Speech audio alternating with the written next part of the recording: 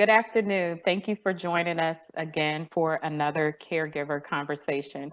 Today we have with us Mr. Larry Thomas, who will share a little bit with us about his caregiving journey with his mom. Mr. Thomas, thank you so much for joining us on today. And so I've already started the first question, and that is, who have you provided care for?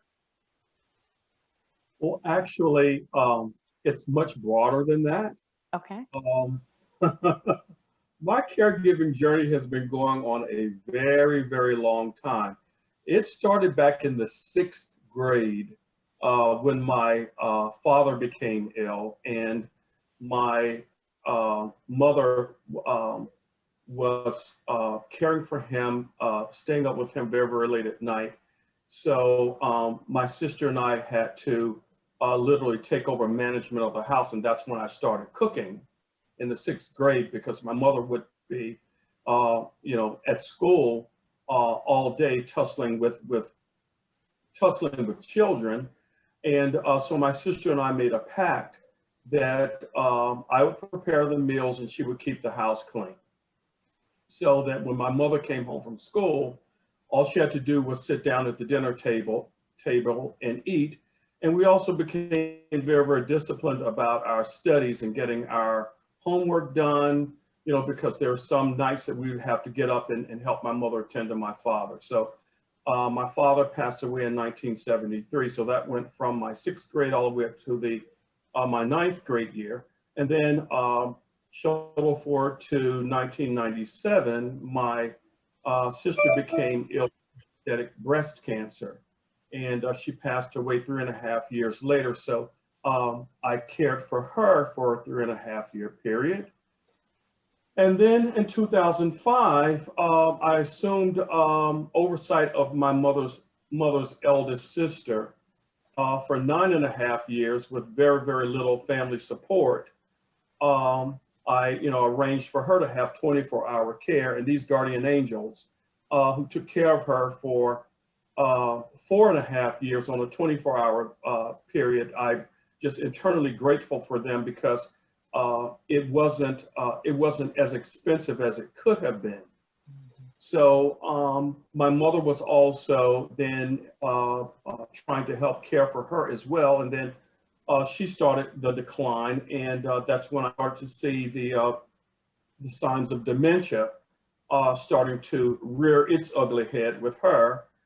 And my aunt passed away in August 2014, but concurrently, I was then caring for both my mother and overseeing my aunt's care, for quite some time. So that was really, really quite overwhelming. I can't tell you the number of times that, in the middle of the night, I really, really started providing more advanced care for my mother, but I was also caring for my aunt at the same time. They lived just 3 blocks away from each other, but it was quite a chore managing 3 households, mine and theirs, and also doctor's care and ensuring that they had all the necessities that they needed. My mother is thankfully 99 years old. She is doing relatively well. She has a ferocious appetite, and the Lord sent 3 guardian angels to watch over her, who just, love her as their own mother, like their own mother. And I'm just very, very grateful. I'm working remotely here in North Carolina, and I've been doing that since the start of the pandemic last year. So I make periodic trips back to Maryland to check on my house. But I'm basically here, and the blessing in all of this is that I'm here with my mother without having to worry about her. So I'm really, really grateful. Wow. So, Mr. Thomas, you have been a caregiver since the sixth grade. And so I won't ask you how long. I did get a break, but there have been multiple family members that that I have cared for. Wow. And that's amazing. I always say that caregivers are doing God's work. And so from the sixth grade, and then you continue to care for different relatives, your father, your sister, your aunt, your mother. That's amazing. And so you've already talked about kind of how long you cared for individuals. So I'll go ahead and jump to the next question, which is thinking back, what were some of the behaviors that you overlooked early in the disease for your mom? Um, I can't say that there wasn't anything that I overlooked. I was very, very perceptive in her mid 70s that I started to see that there were signs of forgetfulness. There were memory issues. Okay. So I really, really stayed on top of that. I think a better response to that question would be denial. Mhm. There was a period of denial. No, this can't be happening to my mother. Um, so, but conversely, I really, really stayed on top of to ensure that she got the best medical care. Mhm. But there was one pivotal incident. Actually, there were two pivotal incidents that led me to get her more advanced treatment. And something had just told me to come home one weekend. I don't know what it was. It was a driving force to come home. And she had prepared her dinner. And she was baking these chicken wings in the toaster oven. And she says, "Are you hungry?" I said, "Yeah." I says, I'll eat something." And then when um, we took them out of the toaster oven, she was serving them, and there was blood running from the chicken. Mm. I said, "Mom," I said, these are not done." She said, "Yes, they are." I said, "No, dear heart, they're not done." And really, that was a big shocker. But the again, the denial. I said, "Oh, well, that's just a fluke. She may have been tired or tried to attribute it to something else." But then the town clerk called me a few days later and told me that, "Larry, something very bizarre has happened with your mother's account." I said, "What?" They said, in the 60, 70 years that this account has been active, she didn't pay her utility bill. And my mother is a stickler about finances and about paying bills on time. I mean, as soon as they hit the mailbox, she was paying them. So I called her and I said, "Mom," I said, "the town clerk called me and told me that you had not paid your utility bill." And she was very insistent that she actually had paid it. And so I knew something was not right then. So I came home. I made arrangements with my job to actually um, come down and work remotely for a couple weeks. And I took her for a doctor's appointment. And I asked the doctor if she would uh, give me a referral for a neuropsychologist. And so she says, "Well, I'm going to do one better. I'm going to give you a referral to a gerontologist." And I took her to a gerontologist, and they performed, the battery of cognitive tests, uh, and she failed them miserably. You know, asking who the president is, uh, here's a clock. Can you put the big hand on 12 and on 2 for 2 o'clock, and just a number of very, very basic cognitive things. And, my heart just sank because she appeared to be totally fine. But when you started to test the mental capacity, there was definitely, there was some definitely areas of concern. So the next big battle was then trying to get her some in-home help. Mm. Oh boy, there was quite a there was quite a bit of resistance on, you know, I'm talking someone who was fiercely independent, uh, who was accustomed to being in charge of everything, who took care of everybody in town, raised I don't know how many uh, children who weren't hers. I mean, just a pillar of the community. And then I'm going to tell her that she needs some in-home help to to watch over her. And so there was quite a bit of resistance until I literally pleaded with her on my hands and knees. I've got to get someone.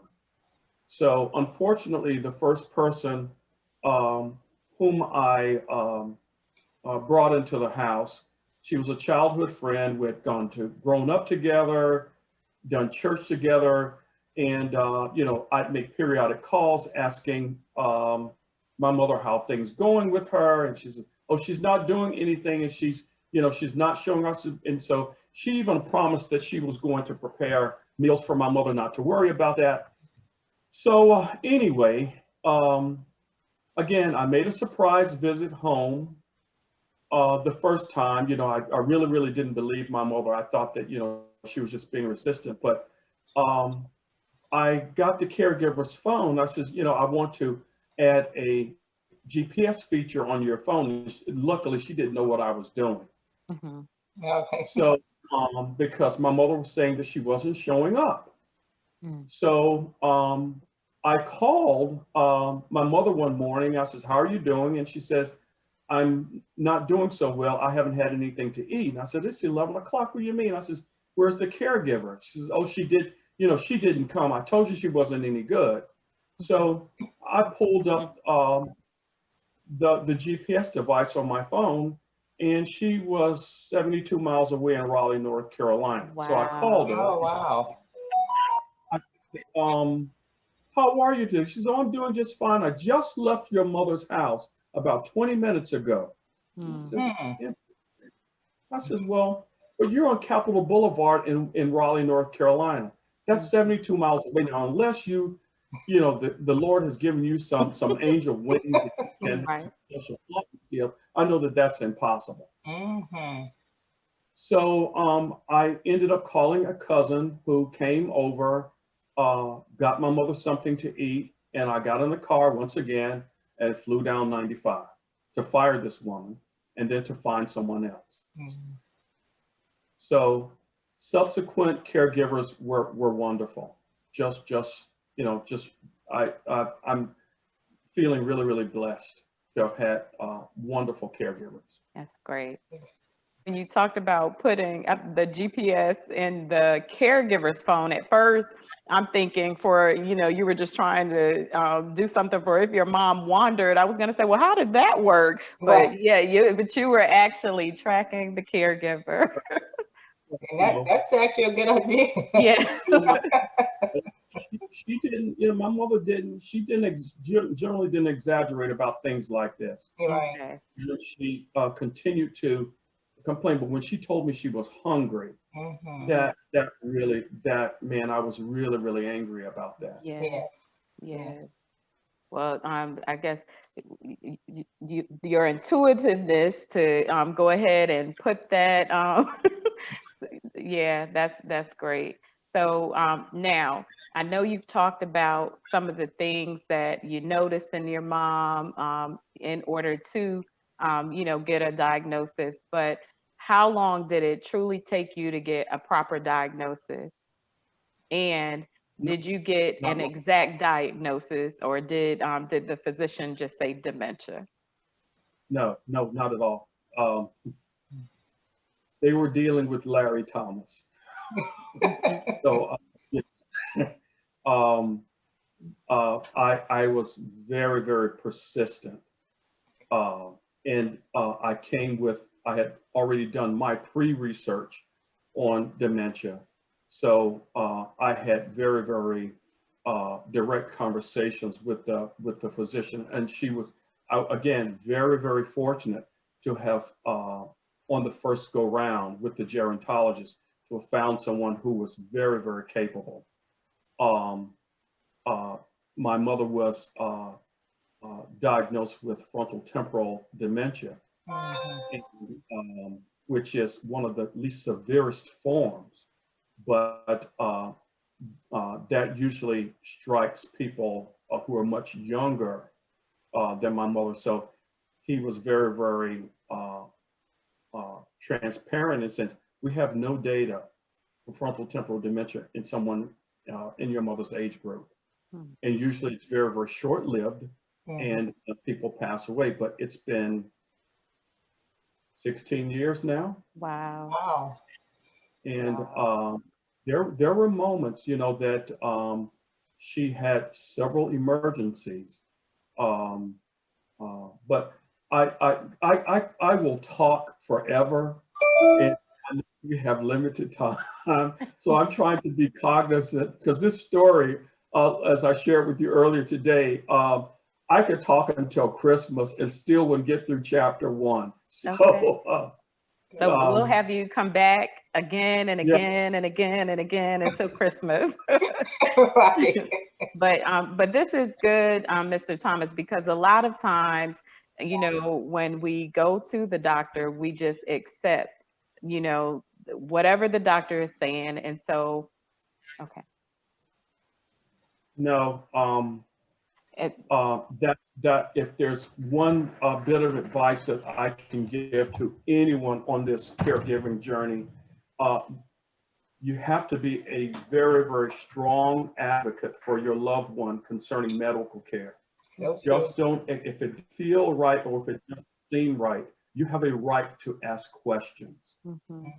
The battles that I've had with medical professionals, you know, with the medications that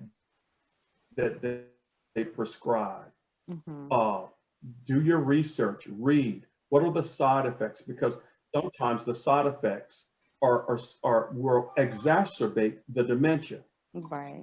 And so you have to come very, very prepared to ask questions. And if they are unprofessional or seem as if they don't want to speak with you or spend the time with your loved one, leave. Find someone else. That is Find so someone true. else. That's very true. There are a plethora of different resources. There are medical professionals that AARP, caregivers.com, several other local health departments will recommend healthcare professionals who are caring and understand the plight of the elderly. So, you know, just don't accept those. If it doesn't feel right, it probably isn't right. Right. But I truly commend you on getting an exact diagnosis. A lot of times you hear someone say that their loved one has dementia. And then when you ask them, like, what form of dementia, like the doctor hasn't given them, you know, that information. And we know, like, just the term dementia is like basically a collection of symptoms, but what form of dementia?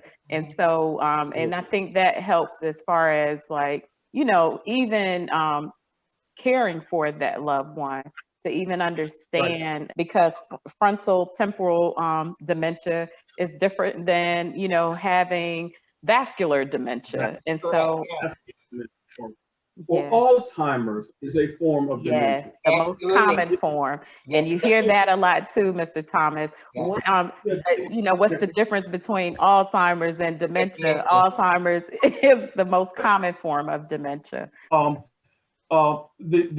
know, it's like you said, it's very, very common for people to just say, oh, they have Alzheimer's, and without having any, simply because, you know, the condition resembles a cognitive disorder, they automatically just say, oh, well, they have Alzheimer's without not even having a definitive diagnosis. I can't tell you how many people in our caregiving ministry who don't know the form of dementia that their loved one has.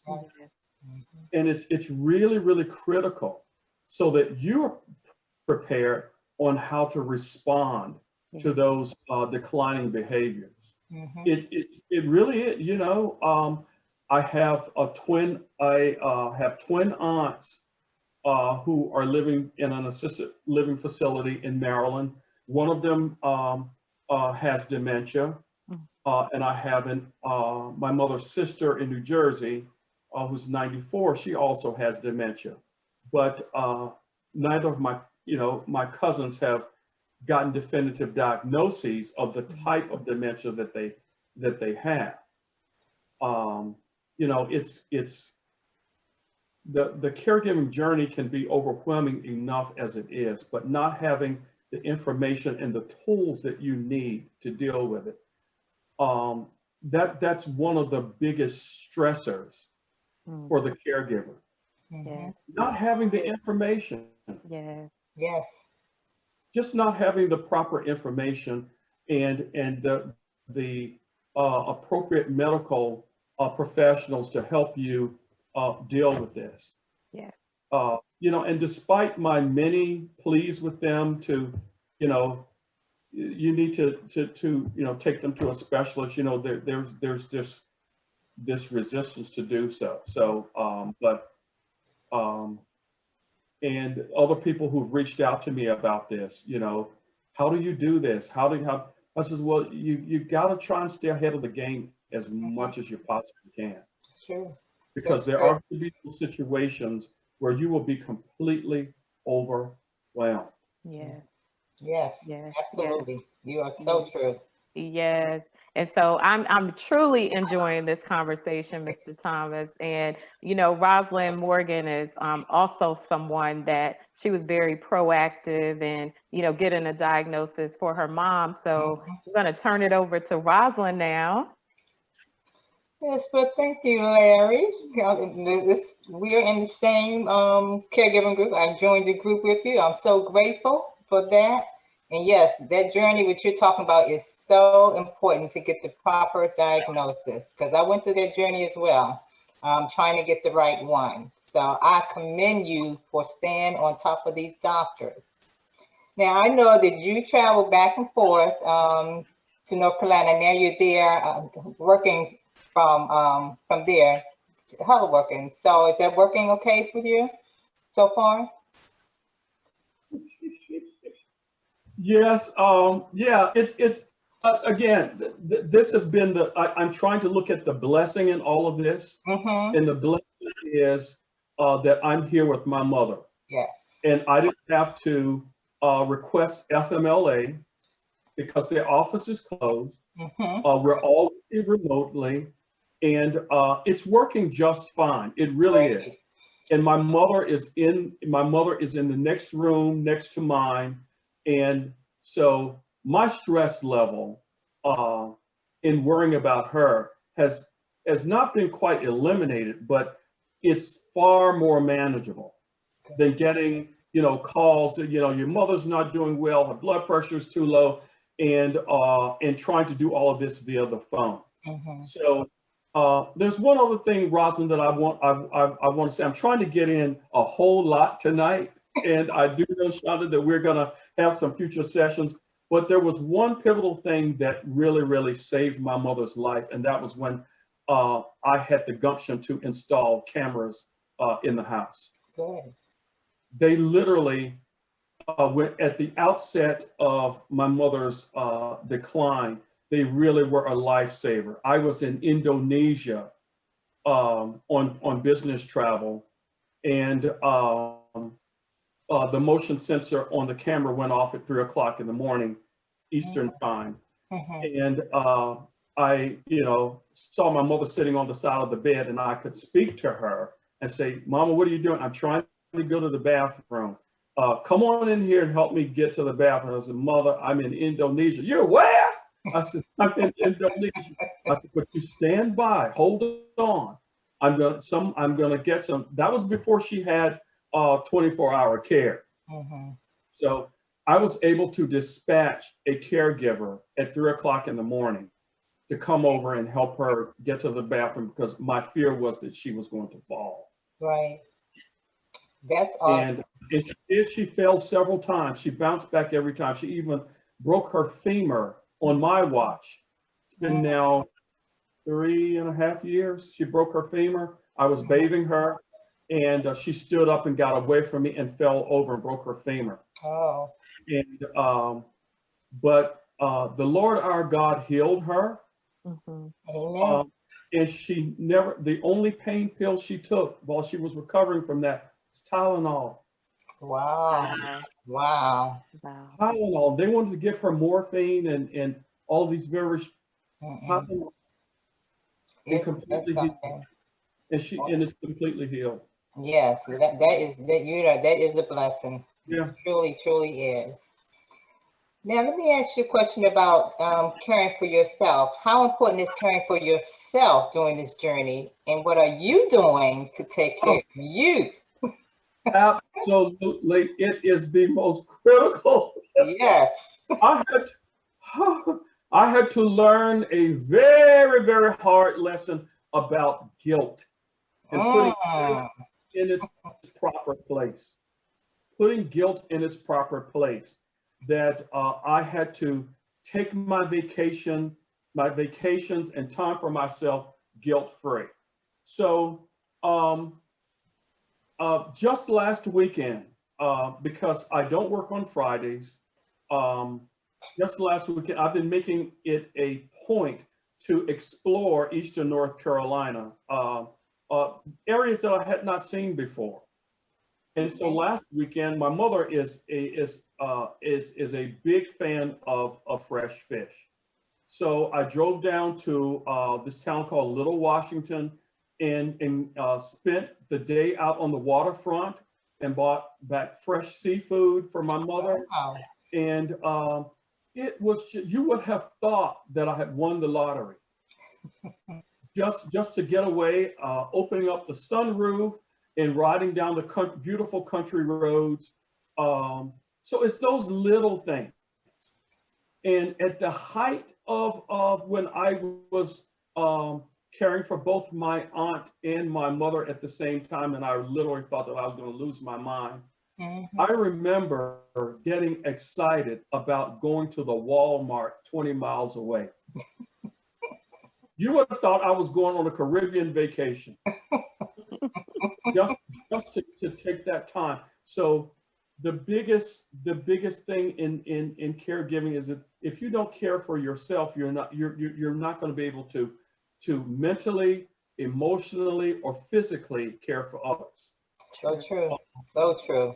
Yes. Yes. So yeah, being in the gym for over 37 years, I canceled my gym membership in the wake of COVID. I always have to think about um, my mother and ensuring that she's as safe as possible. So I didn't want to run the risk of being exposed. Mm-hmm. So, but there is a little gym here at the senior center here in this small town, and the director has graciously allowed me to come in and work out. There's not much equipment, but it's something. Yeah. It's something, Good. and I started running again. I'm Awesome. not building up the distance that I want just yet, but I'm trying, and that really helps to clear my head and to focus. I have a very difficult job, and which thank God I'm going to be leaving on September 30th. But All right. yeah, Retiring or leaving for a well, new position? not really. Probably doing more consulting. Okay. But Okay. I'm glad that I'm in a position that I don't have to worry if I don't want to work. I don't have to. That's That's a awesome. great position to be in. Yes, it is. Yes, Yeah. it is. Listen. I give God the glory. I give God the glory. Um,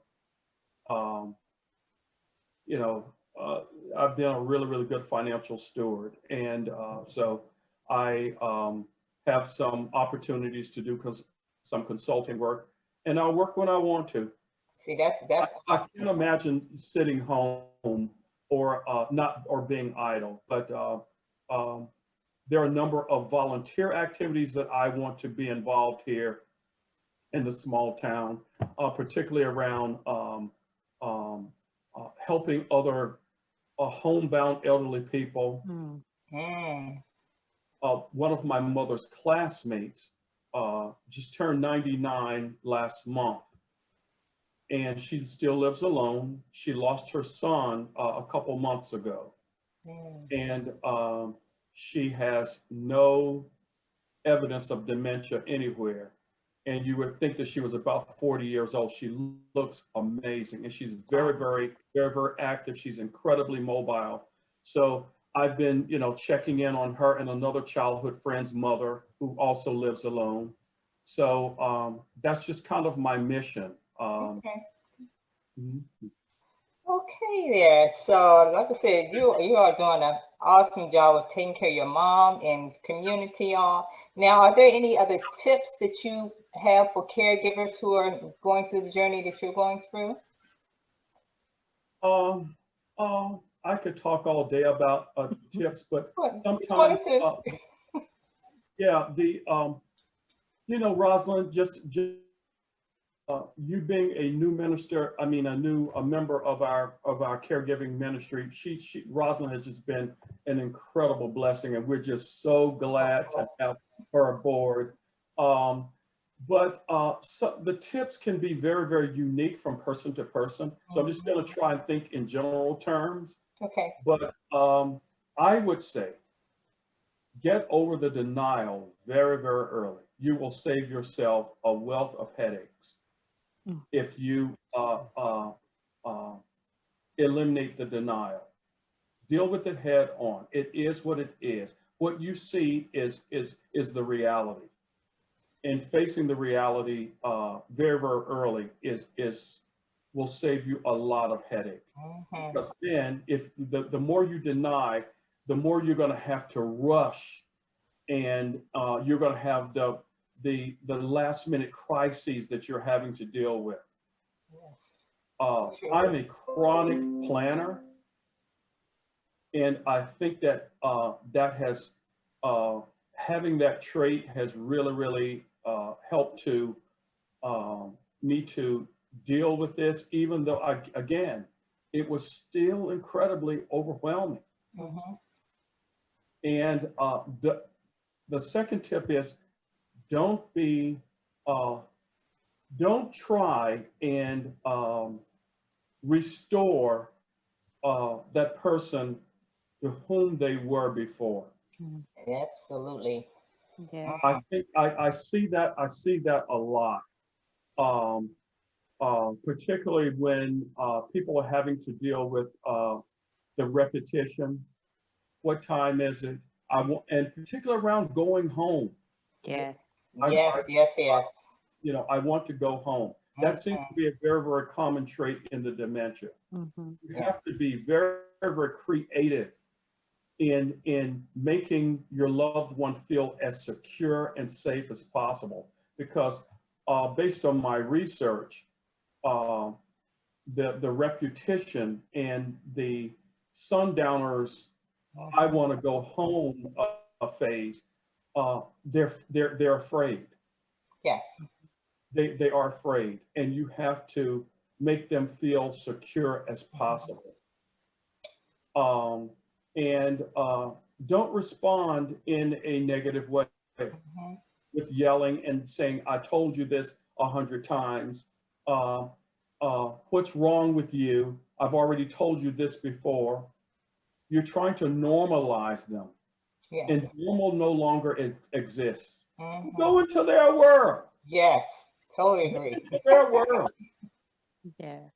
Go into their world. Rosalind can attest, on our caregivers calls, we are screaming, laughing. Crazy. You've got to go into their world. Yes. Right, go with the flow. Yes. Go into their world. Yes. My aunt in New York, my cousin was very, very upset. She called me and said, Mama is talking about that your mother and granddaddy are in the kitchen. I said, well, just go with it. What are they doing in there? Oh, and so I said, give me the phone. I said, hey, Auntie, how are you? Who is this? I said, it's Larry. What does your knucklehead want? I said, how are you doing? She said, okay. She said, your mother's in the kitchen. I said, she is? I said, what is she doing? She's making me a chocolate cake. I said, that's your favorite. I said, Mama's cakes were kind of heavy. Why don't you go in there and help her? No, I'm going to leave her alone. She's strong. She means well. I said, well, who else is in there? She said, Daddy's in there. I said, he is. And he died in 1969. I said, what's granddaddy doing? She said, oh, he's just sitting there with your mother. I said, so they're having a little fellowship, right? She said, mm-hmm. And so then she got quiet. And she said, Larry, they're not in the kitchen, are they? I said, no, sweetie, they're not in the kitchen. So then she proceeded to curse me out. Why in the so-and-so that you I said, because that's where you were at the time. Yes. So interestingly enough, the trust factor has now, that's the thing that stuck in her mind, that I'm safety. Yes. So my cousin will call me sometimes at night and says, will you talk to her? She says she doesn't know who I am and she wants me out of her house. I said, but she remembers me because she equates me with being safe. Yeah. And when you get this is going to be a whole lot easier for you, but you are refusing to go into her world. You still are trying to normalize her. So, yes, that is so key what you just said, that your aunt equated that to safety. And one of the other tips is you need to find something that they enjoy doing. Absolutely. Before the decline happened. So my mother loves classical music. She loved particularly classical choral music. And so I brought Alexa down here with me, and I said, Alexa, play Mormon Tabernacle Choir. And she just goes off into her own world. And my entire family is very, very musical. And so one of my cousin's cousins has agreed to provide respite care for my cousin so that she can take a break. So she took my aunt to a choir rehearsal last weekend. She came back as a totally new person. Yeah, music is great. A totally new person. So, you know, if it's folding clothes, or if it's a lot of other things that people with cognitive disease like dementia, holding on to something, like a doll. That was for my mom, the doll. Or with my mother, it's an exercise ball, because she keeps her fist balled like this. And so I put that, and she's just so much more relaxed. And that is key, what you're saying. Like you said, the doll, my mom was a daycare provider, and dolls, those were her children. And that calmed her. And music is another one. It's great for them. So that's awesome. Yeah. So look, I have another question. You know, we discussed your advocacy work since you've been there. So that you've done in your community. So can you talk a little bit about that for us? Okay. So the big thing the big breakthrough that's happened over the past 3 weeks, because, you know, a lot of people are now being vaccinated. I received a card from her insurance company saying that they were starting an in-home program for people who were infirmed and people who were homebound.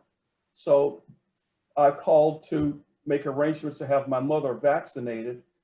And unfortunately, the customer service rep said that card was sent out prematurely. The program is actually not activated just yet. But because it's a national health plan, they sent, you know, the state of North Carolina doesn't have this in place just yet.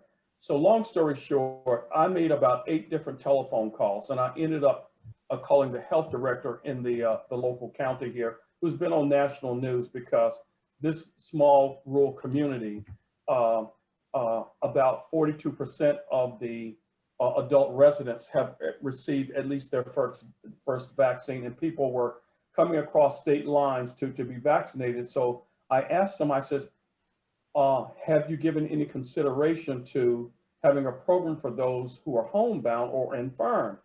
And he says, we haven't gotten there yet. I says, well, my mother has a nurse who comes, supposed to come every 2 weeks, although he's been redeployed to doing vaccinations.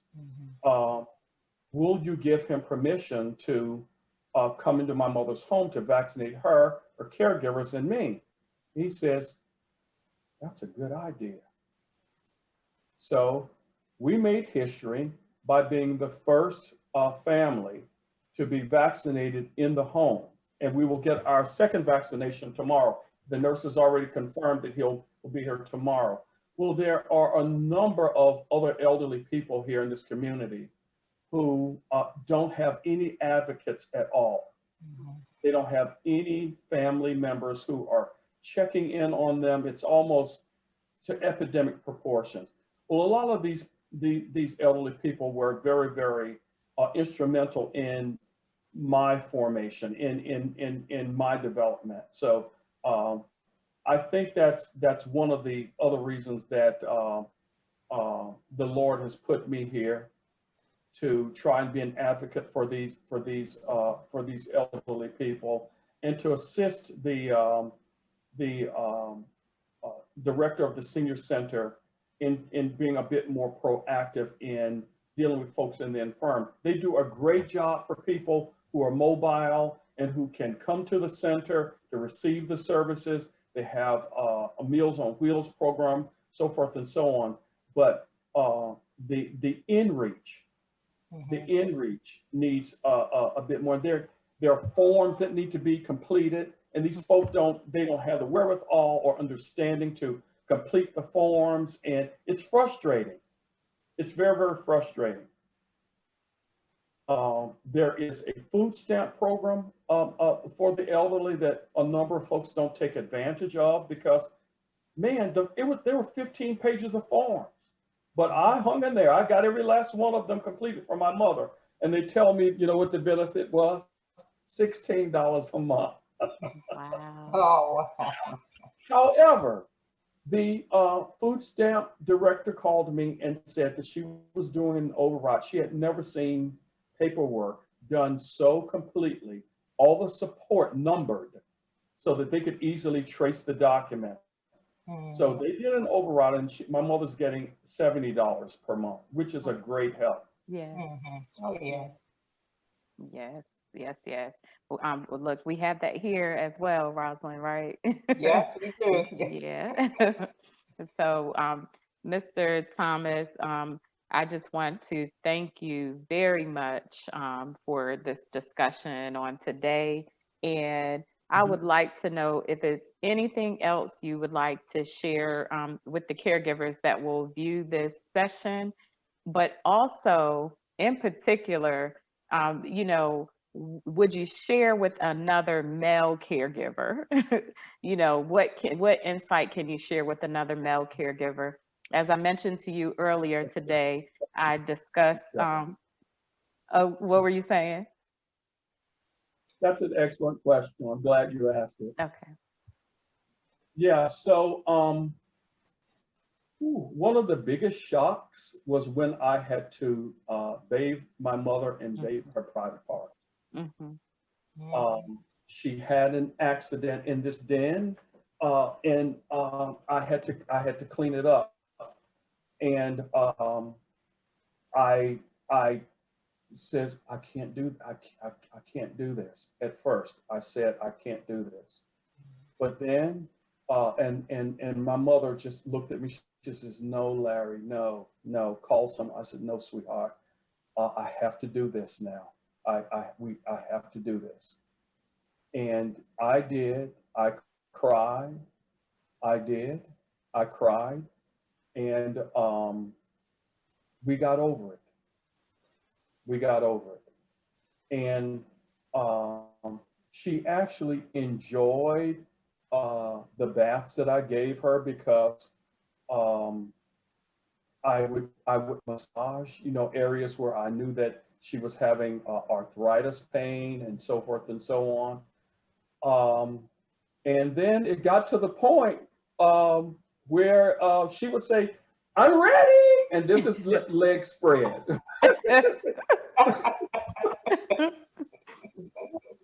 Let's bring it back home, bring it back in now. I'm ready. Yes. So that was perhaps the biggest hurdle to kind of overcome, aside from watching the cognition uh, decline. But that was a real. But just get over it. Just do it. I had to talk a couple men in our ministry through this, who called me just freaking out and said, you know, the caregiver can't come today. My mother has had an accident and the bed's a mess. And, you know, you shared with us that you did this. I said, yeah, I did. And I'm going to talk you through it.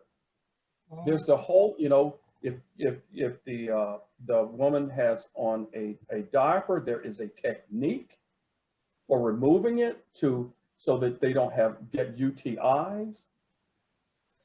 I says, you know, you have to roll it in front and push it down. Make sure, you know, walk them through the entire thing. And that young man cried the entire time. I says, hey, I've been there. I know how this feels. Wow. So he said, he's been doing it so much. And he said, hey, I'm saving money. I let the caregiver go. I can do this. Wow. Yeah. That's awesome. And see, Mr. Thomas, this is why I think this discussion is so important. So I share with you that I have some male caregivers who will have a one-on-one discussion with me, but they don't want to participate in my support group because they feel like it's too many women in my support group. Male caregivers, I feel like, especially in Prince George's County, we do have this one male caregiver support group with Dementia Friendly South County, but it's not a lot of male caregiver support groups in the county. Having you on, I just feel like this is going to be so encouraging to other male caregivers. I feel like we need to do more to support male caregivers, and I'm happy to now have you a part of our community as well, because I will begin to lean on you, refer them to your support group. Is it open to anyone or just church members? Oh, no, anyone. Okay. Rosalind, it was 3 weeks ago that we had more male caregivers on the call than we had women. Female. So I'd love to partner with you and help in any way. If you want to start a subgroup of male caregivers and say, listen, okay, well, only men are coming, and then you can slowly infiltrate to make it a group of one, because you know, they're just I think that males are very, very embarrassed about having to share the actual tasks that they're confronted with. Yeah. You just got to get over it. Just get over it. You really, it's not that big of a deal. Yeah. Yeah, I was sharing with Sean about I met a male. Matter of fact, he's in my community, and I was trying, you know, giving him information and all, and he's still reluctant. So I just pray for him, you know. And I think maybe if that's where I can share this with you, it may help him because he's taking care of his mom. Tell him to call me. Yeah. Tell him to call. I'd be, you know, I've talked so many guys off the ledge on this, and I have them laughing. You know, I have them laughing because it's such a very, very emotionally stressful period. Yes. And so I have, you know, I try to identify their comfort zone and just talk them through it. Yes. Again, thank you very much, Mr. Thomas, for this great conversation. And I'm looking forward to having you back again. You said until December, correct? So you can talk until December. I said my stories, I could talk until December. But thank you so much for joining us on Sure. today. Thank you. Thank you. Thank you. Thank you. Take care now. Thank you. You too. That was great. Thank you so much, Mr. Larry Thomas, for sharing that story about your caregiving journey that started all the way in 6th grade and has continued to grow into whatever situation you find yourself in. Let's see. So now we are doing our Q&A portion. So I have a few questions from the chat. One is, did you always have the patience that is often needed to be a effective caregiver, especially in times of a lot of doubt, and as you were talking about earlier, with a lot of confusion and maybe repetitive questions being asked? So how did you, I guess, how did you manage that patience that you would need to have? The answer is no, not at all. I'm totally impatient at first, totally, particularly around the time. Larry, what time is it? Mama, it's 4:30. 3 minutes later, Larry, what time is it? It's 4:33. And I said, Mama, if you ask me what time it is one more time, I'm going to jump out of that window. And then 5 minutes later, what time is it? No, it was a work in progress. It was many, many years of learning the power of patience. But that also, because I'm a very, very impatient person, that the blessing in that was that I became a more patient person in other areas of my life. Because I'm a taskmaster, I, will over-organize everything. I like order. I'm chaos averse. So yeah, that was not a part of my understanding with dementia at all at first, but it was evolving. But as a result of having gone through this journey for so long, I've become, I'm not going to say I'm patient. No, that's still a work in progress.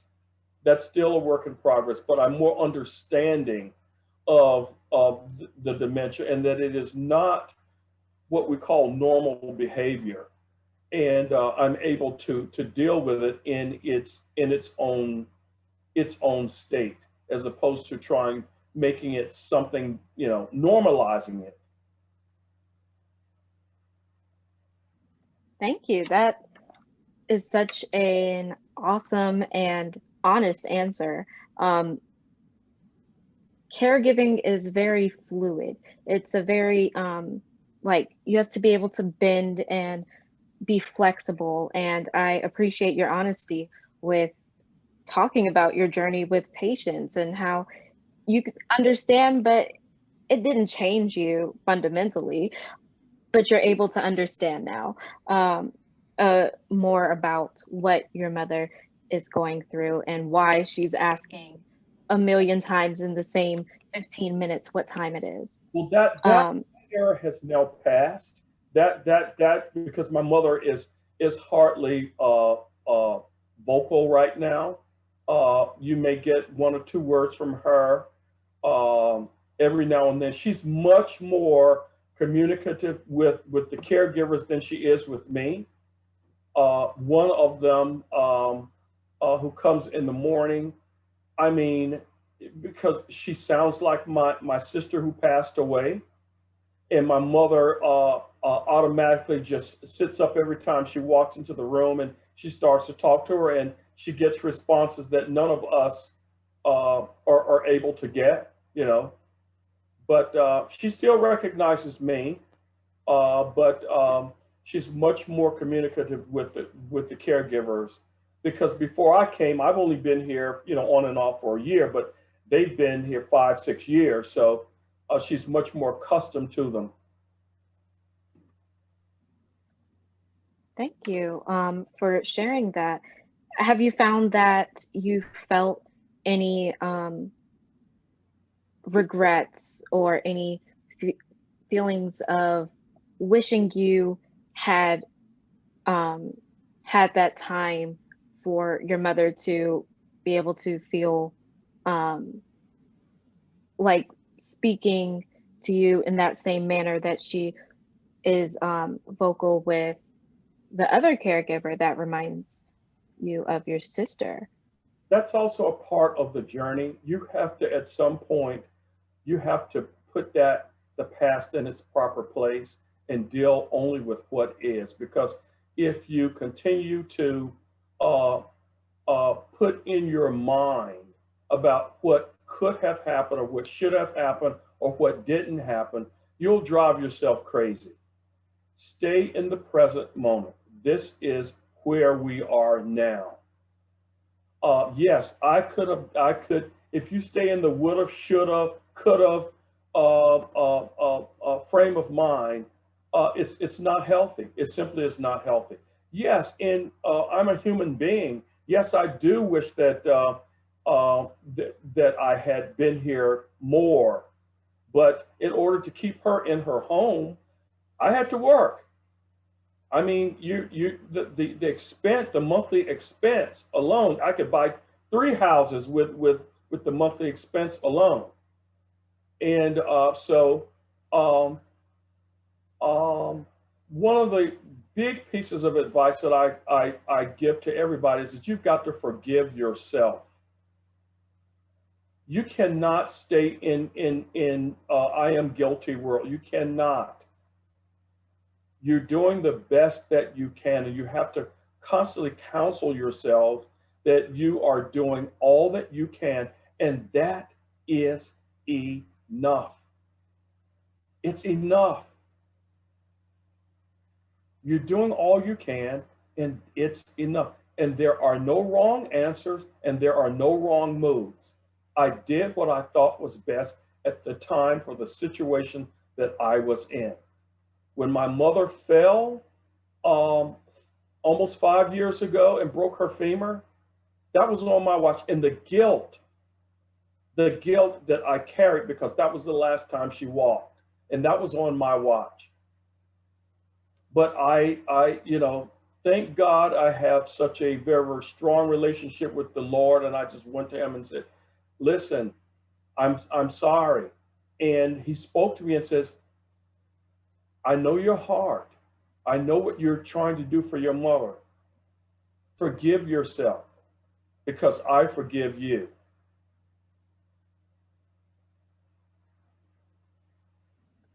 Thank you. That is amazing advice, especially for caregivers who are going through similar situations in which they're feeling this immense guilt for things that they did were that felt like the best decision at the time with the information given, or just feeling guilty about other aspects of caregiving, um, such as a lot of times caregivers may mention these stages of grief as a way of communicating how they feel or felt when they learned about their loved one's diagnosis. And that feeling of, I think you mentioned that you felt like you were in denial at first when your mother received that diagnosis.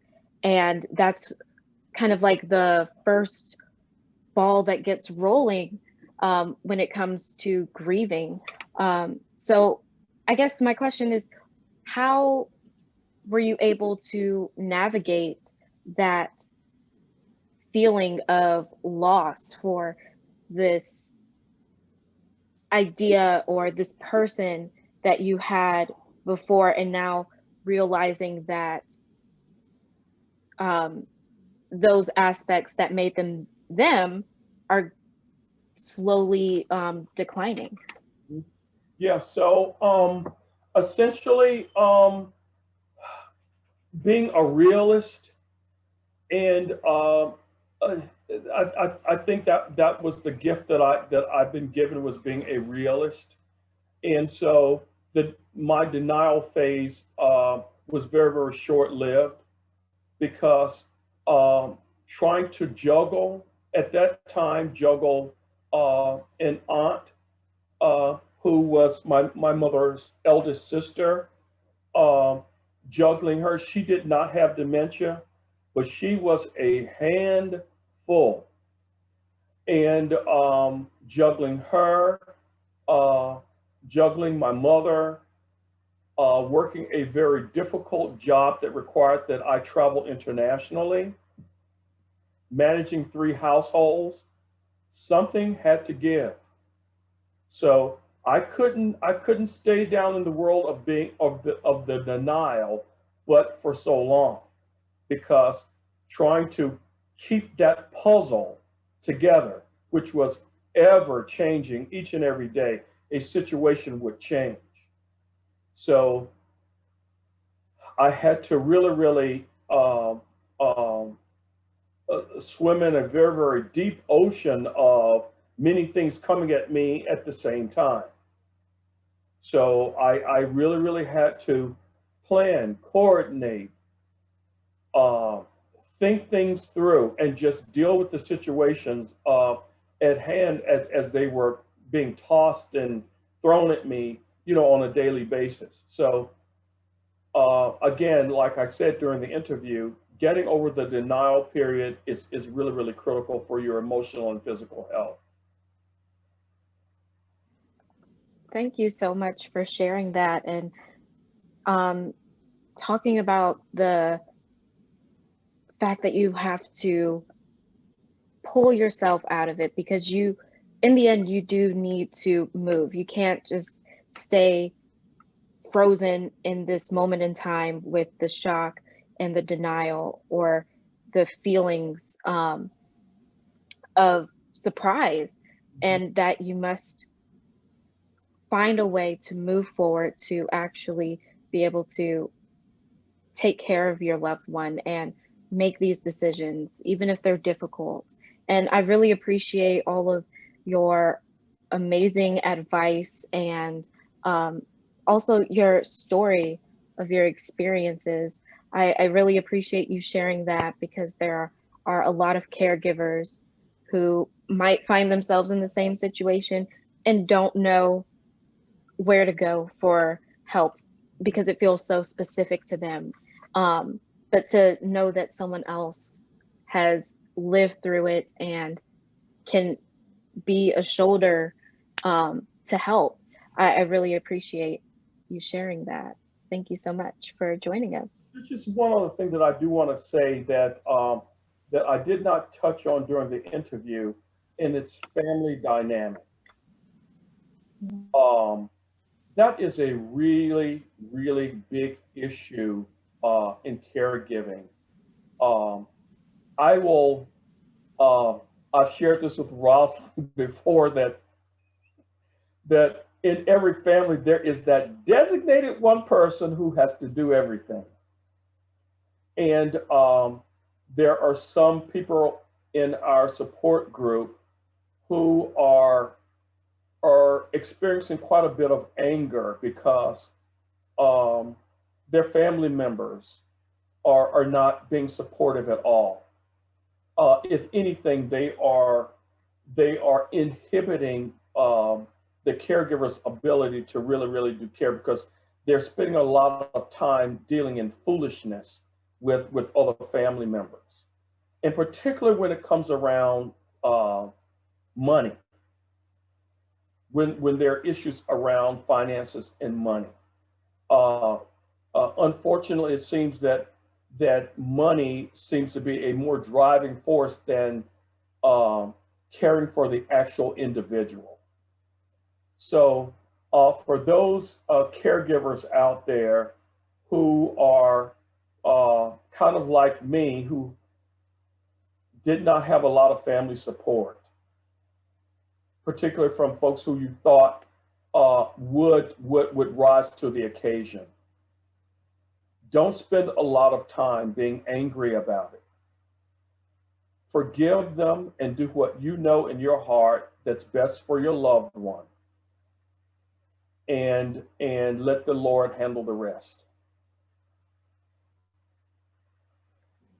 Well said. Thank you so much. And thank you for bringing up that point, because that is also a very prevalent issue that a lot of caregivers are facing, and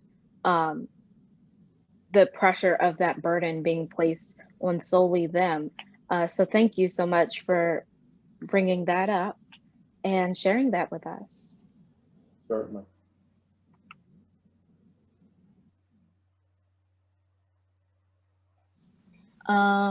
Rosalind, would you like to say anything? Yes, Larry, I want to thank you so much for your participation. You have given a lot of great tips, and your journey is awesome. I am praying that many other men as well as women get the opportunity to see your interview, because it will give them so much inspiration and give them a lot of tips and information that you have provided. I'm so grateful that you agreed to participate. I'm delighted to have been able to do it. Thank you. To help anyone on this very, very challenging, difficult, and sometimes very, very overwhelming journey. Please call on me anytime. I'd be glad to help. Thank you. And I believe we will. Again, thanks again. Thank you so much. Sure, if there's anything else.